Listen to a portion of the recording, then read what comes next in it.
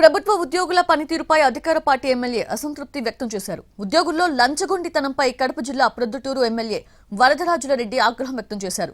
లంచం లేకుండా ప్రజలకు సేవలు అందటం లేదని, ప్రభుత్వ ఉద్యోగులు లంచం తీసుకోవడానికే స్వాతంత్ర్యం వచ్చినట్లుగా వ్యవహరిస్తున్నారని విమర్శించారు. పోలీస్, రెవెన్యూ, పంచాయతీరాజ్, విద్యాశాఖతో పాటు దాదాపు అన్ని ప్రభుత్వ శాఖల్లో లంచగొండితనం పెరిగిపోయిందని ఆయన ఆరోపించారు. 2019 నుంచి 2024 వరకు వైసీపీ పాలనలో ప్రభుత్వ శాఖల్లో అవినీతి, లంచగొండితనం మరింత పెరిగిందని వ్యాఖ్యానించారు.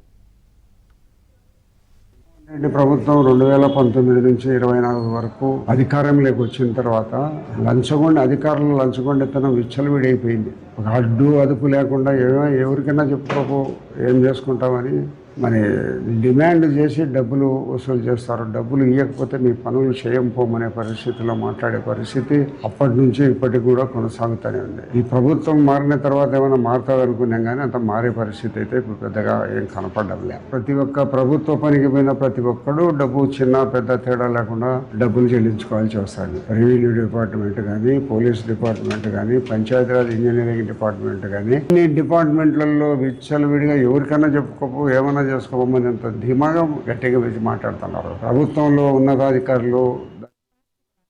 తెలుగు రాష్ట్రాల నీట్ చరిత్రలో కొత్త అధ్యాయానికి నాంది ఎస్ఆర్. ఇది ప్రతి తెలుగు విద్యార్థి విజయం. మన తెలుగు విద్యార్థి తెలుగు గడ్డపై నుంచి ఎగురవేసిన విజయకేతనం. ఆల్ ఇండియా జనరల్ కేటగిరీలో 9వ ర్యాంక్, 720కి 705 మార్కులు. తెలుగు రాష్ట్రాల్లో ఏ ఒక్క విద్యా సంస్థకి 720కి 705 మార్కులు రాలేదు, ఒక్క ఎస్ఆర్ కి తప్ప.